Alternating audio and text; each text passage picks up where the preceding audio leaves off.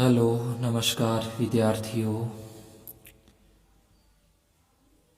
कक्षा 10 विषय गणित प्रश्नावली 5वीं समांतर श्रेणी के बारे में अपने विस्तार से इन सवालों को अपने देखेंगे और सीखेंगे। जैसे कि अपने दो सवालों पर थोड़ा सा विचार करते हैं। एक नंबर सवाल अपना है 1, 2, 3, 4 और दूसरा पॉइंट है उसके अंदर -3, फिर -2, -1 और 0। इनमें जो ये प्रत्येक जैसे एक लिखा है ये एक पद है। पहला पद बोलते हैं प्रथम पद, इसको दूसरा पद या द्वितीय पद, ये तृतीय पद या इसको अपने तीसरा पद भी कह सकते हैं, चतुर्थ या चौथा पद। तो इस तरीके से जो प्रत्येक संख्या लिखी होती है उसको पद कहा जाता है। इन सूचियों में आगे के पद लिखने के लिए अगर मान लो कि आगे बोला जाए अपने को प्रश्न में कि इसके आगे के 3 पद और लिखिए, तो आगे के 3 पद लिखने के लिए हमें पहले इसके अंदर कोई ना कोई एक क्रम ढूंढना पड़ेगा कि ये किस क्रम के अंदर सवाल चल रहा है। जैसे अपने यहाँ पे देखें एक एक करके यानी कि सभी में +1 आगे चल रहा है। तो यहाँ पे अपना अगला पद 5, फिर उससे अगला 6, फिर उससे अगला 7 होगा। दूसरे के अंदर देखें तो ये माइनस होते जा रहे हैं, ये कम होते जा रहे हैं, -3, -2, -1। तो इस तरीके से अगर देखें तो 0 के बाद फिर यहाँ पे 1 आएगा, फिर यहाँ पे 2 आएगा, फिर यहाँ पे 3 आ जाएगा। देखिए वैसे तो यहाँ पे देखने पर तो लगता है कि माइनस हो रहे हैं, पर वास्तव में ये बढ़ रहे हैं, पदों के अंदर वृद्धि हो रही है। -3, -2 ये पदों में वृद्धि हो रही है। इन सूचियों में आगे के पद लिखने के लिए इनसे पहले पदों में एक निश्चित संख्या को जोड़ा या घटाया जाता है। संख्याओं की ऐसी सूची को समांतर श्रेणी या इसको अपने एपी कहा जाता है। समांतर श्रेणी का या एपी का अगर अपने से व्यापक रूप पूछे कि इसका व्यापक रूप लिखिए, तो ये इसका व्यापक रूप है a+d, फिर a+2d, फिर a+3d। ये पहला पद आ जाएगा, ये दूसरा पद, ये तीसरा पद है, ये चौथा पद है। तो ये इसका व्यापक रूप कहलाता है। प्रश्नों की बात करें तो पहला प्रश्न है अपना समांतर श्रेणी के लिए प्रथम पद तथा सारवंतर अपने को लिखने हैं। यानी कि अपने 4 सवाल दिए गए हैं, चारों सवालों के अंदर ही अपने को प्रथम पद पता करना है कि क्या होगा और उसका सारवंतर अपने को भी पता करना है कि क्या होगा। तो प्रत्येक सवाल का जो पहला पद होता है यानी कि जो पहली संख्या होती है, पहला पद होता है, उसको समांतर श्रेणी का प्रथम पद कहा जाता है। जो पहला पद होता है वो क्या कहलाता है, उसका प्रथम पद समांतर श्रेणी या एपी का प्रथम पद कहलाता है। तो यहाँ पे तो हो जाएगा 3 और इस सवाल का हो जाएगा -5, ये इनके प्रथम पद है।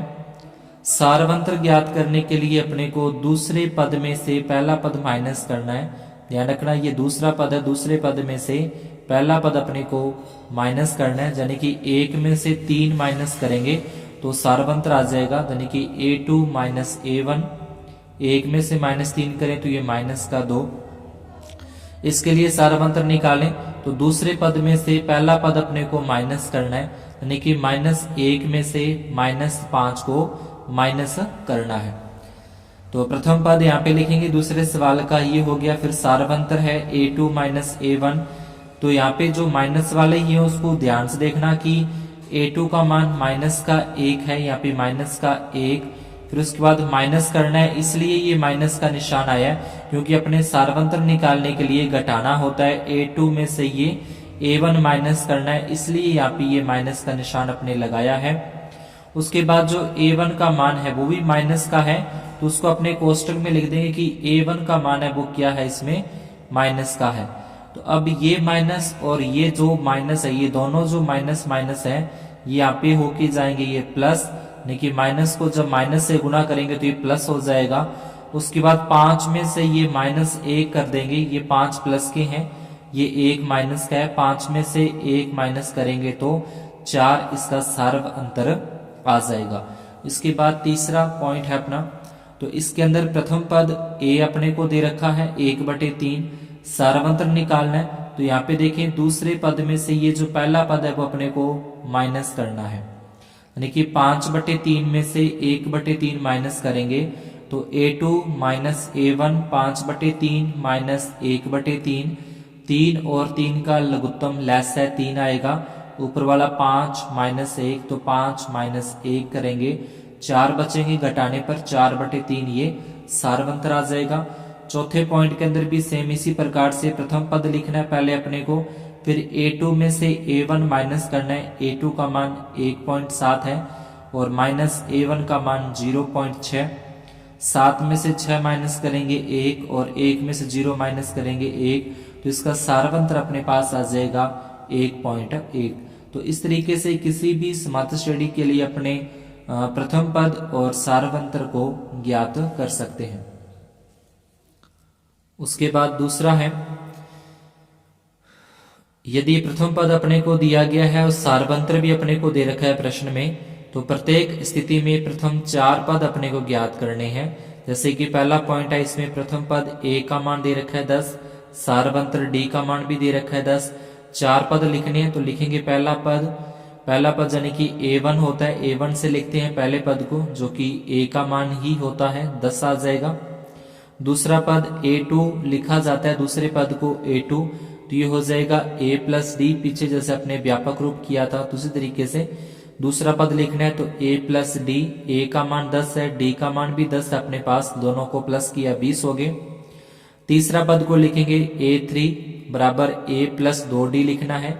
यहाँ ध्यान रखना पद अपने को तीसरा है लेकिन d क्या रखना है, 2d रखना है। a का मान 10 रखा, ये 2 का यहाँ पे 2 आ जाएगा और साथ में d है तो d का मान 10 रख देंगे। 10 को 2 के साथ पहले गुणा करनी है, 10 को 2 से गुणा करेंगे 20 और 10 जोड़ देंगे तो 30 हो जाएगा। इसके बाद है चौथा पद यानी कि a4 बराबर a प्लस 3d, a का मान 10 है प्लस 3 और d का मान भी 10 है, पहले को दोनों का गुणा होगा और इसके बाद ये प्लस करने यानी कि 30 और 10 कर देंगे 40। तो इस तरीके से AP के 4 पद हैं 10, 20, 30, 40 अपने पास ज्ञात हो जाएंगे। इसके बाद दूसरा पॉइंट में a का मान प्रथम पद अपने को दे रखा है माइनस का 2, d का मान दे रखा है 0, तो जब d का मान 0 हो तो सभी पद क्या होंगे, -2 -2 -2 ही होंगे। जब सारवंतर ही 0 है यानी कि 0 को जोड़ने पर क्या आएगा, सारा सेम टू सेम वैसे ही आता रहेगा। तो यहाँ से सीधा बस लिखना ही अपने को पहला पद, उसके बाद ये दूसरा पद हो गया, a प्लस डी का मान 0 है तो ये माइनस का 2 ही आ जाएगा। तीसरा पद इस तरीके से लिख के ये भी -2 आ जाएगा क्योंकि 0 से गुणा करेंगे, d का मान 0 है तो ये पूरा ही 0 हो जाएगा। तो ये सेम जो a का मान है वही अपना आता रहेगा और आगे के 4 पद है वो भी -2 इस तरीके से आ जाएंगे। तीसरे पॉइंट के अंदर a का मान प्रथम पद 4 है, d सारवंतर का मान -3 है। पहला पद अपने को लिखना है तो a1 बराबर a ही हो जाएगा जो कि 4 है। दूसरा पद a2 बराबर a प्लस डी, ये a2 का सूत्र हो जाएगा, व्यापक रूप हो जाएंगे इनके। a का मान अपना जो दे रखा है प्रश्न में 4, प्लस का निशान है तो प्लस का आ जाएगा और उसके बाद जो d है तो d का मान आ जाएगा -3, d का मान -3 होंगे अपने को प्रश्न में दे रखा है। प्लस को जब माइनस से गुणा किया जाएगा, इस प्लस को माइनस से गुणा करेंगे तो -3 आएगा और 4 में से अपने 3 माइनस कर देंगे तो 1 आ जाएगा। इसके बाद तीसरा पद है a3 बराबर a प्लस 2d लिखेंगे।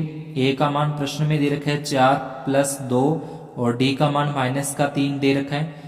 प्लस को माइनस के साथ गुणा किया जाएगा तो -2 का 3 से गुणा करेंगे 6। अब 4 में से 6 माइनस करें तो ये आ जाएगा -2। इसी प्रकार से चौथा पद a प्लस 3d, a का मान और d का मान गुणा करेंगे तो ये हो जाएगा -9, 9 में से 4 घटा देंगे तो ये आ जाएगा -5। तो ये आ जाएंगे अपने AP के प्रथम 4 पद, इस तरीके से अपने लिख देने हैं। इसके बाद चौथा प्रश्न है अपना, a प्रथम पद का मान -1 है, d का मान 1/2। तो पहला पद तो जो अपना दिया होता है प्रश्न में वही होता है, पहला पद तो -1 ही आ जाएगा।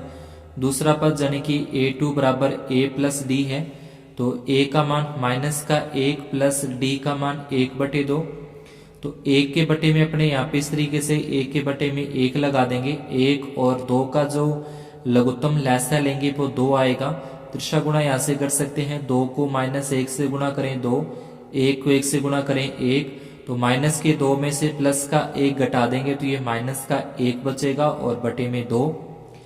तीसरा पद यानी कि a3 है, इसको अपन लिखेंगे a प्लस 2d। a का मान है माइनस का 1 प्लस 2 और गुणा में d का मान 1 बटे 2। ये 2 से ये 2 कट जाएगा यानी कि माइनस का 1 और ये प्लस का 1 घटा देंगे तो ये आ जाएगा 0। चौथा पद है तो a4, इसको लिखेंगे a प्लस 3d बराबर a का मान माइनस का 1 प्लस 3 और d का मान 1 बटे 2। 3 का इस 1 के साथ गुणा होगा, 3 बटे में 2 के 2 आ जाएंगे और इस वाला जो 1 है इसके बटे में अपने 1 लगाकर 1 और 2 का लघुत्तम लेस है एलसीएम लेंगे 2 आएगा। 2 को -1 के साथ गुणा करेंगे माइनस के 2, 3 को 1 के साथ गुणा करेंगे 3 और 3 में से 2 माइनस कर देंगे तो 1 बटे 2। तो इस तरीके से एपी के 4 पद अपने ज्ञात हो जाएंगे। इसके बाद है पांचवा पॉइंट है a बराबर a का मान दे रखा है यानी कि प्रथम पद अपने को दे रखा है, सारवंत्र d अपने को दे रखा है, तो इसका पहला पद ज्ञात करना है। जो पहला पद तो जो दे रखा है वही हो जाएगा। पहला पद यानी कि a1 बराबर a, प्रथम पद अपने को दे रखा है जो वही माइनस का 1.25। दूसरा पद है तो a प्लस डी, a का मान और प्लस d का जो मान है माइनस के हैं इसलिए मैंने कोष्टक में लिखा माइनस के 0.25। तो इस तरीके से आप रखोगे तो करने में कोई दिक्कत नहीं होती, स्पष्ट समझ में आता है। प्लस को माइनस से गुणा कर देंगे तो प्लस को माइनस से गुणा करेंगे माइनस, अब ये भी माइनस का है और ये माइनस, जब दोनों निशान माइनस के हों तो ये संख्याएं जुड़ती हैं, आपस में जोड़ी जाती हैं, तो इन दोनों को जोड़ेंगे तो ये हो जाएगा माइनस का 1.50। तीसरे पद के लिए a3 यानी कि a प्लस 2d, तो a प्लस 2d आ जाएगा। a का मान 2 का इसके साथ गुणा कर देंगे तो ये आ जाएगा